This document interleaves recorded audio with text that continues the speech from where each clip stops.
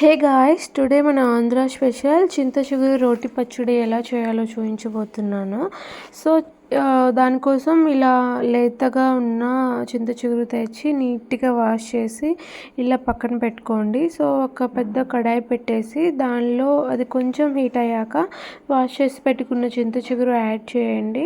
So ఈ చింత చిగురు వల్ల చాలానే హెల్త్ బెనిఫిట్స్ ఉన్నాయి. So it has a lot of anti inflammation properties and also natural immunity booster, rich in vitamin C. Try చేయండి. ఇలాంటివి మనం రోజు మన డైట్లో ఇంక్లూడ్ చేసుకోవడం వల్ల చాలా హెల్త్ బెనిఫిట్స్ అయితే ఉంటాయి. సో ఇలా పికిల్స్ అనే కాదు, మనము పప్పులో కానీ తోటకూర కర్రీస్లో కానీ నాన్ వెజ్ కర్రీస్ ఉంటాయి కదా, ఎండు చేపలు, ఇలా వీటన్నిటిలో యూస్ చేసుకోవచ్చు. చాలా టేస్ట్ అయితే చాలా బాగుంటుంది. సో మన పాత రోజుల్లో ఎండు చేపల్లో ఎక్కువ యూస్ చేసేవాళ్ళు. చాలా బాగా అనిపిస్తుంది పికిల్ అయినా కానీ కర్రీస్ అయినా కానీ చింత చిగురులో. సో ఇక్కడ చూడండి, ఇది నీట్గా మగ్గిపోయింది.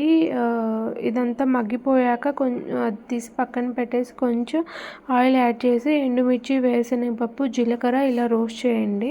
రోస్ట్ చేశాక అది పేస్ట్ చేసి ఇలా రోట్లో వేయండి. రోట్లో వేసాక మనం వేయించిన చింత చిగురు కూడా ఇక్కడ యాడ్ చేయండి. కొంచెం రాక్ సాల్ట్ అండ్ చాప్ చేసి పెట్టుకున్న ఆనియన్స్ యాడ్ చేసి కొంచెం వాటర్ అయితే యాడ్ చేయండి.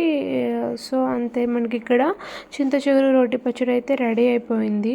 దీన్ని ఇలా రైస్లో కానీ రోటీస్లో కానీ తినచ్చు. చాలా టేస్ట్ అనిపిస్తుంది.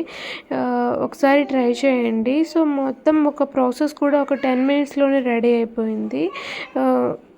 సో దీనివల్ల చాలానే హెల్త్ బెనిఫిట్స్ ఉన్నాయి కదా, ఒకసారి ట్రై చేయండి. నా ఛానల్ ఫస్ట్ టైం చూసిన సబ్స్క్రైబ్ చేసుకోండి. Thank you for watching.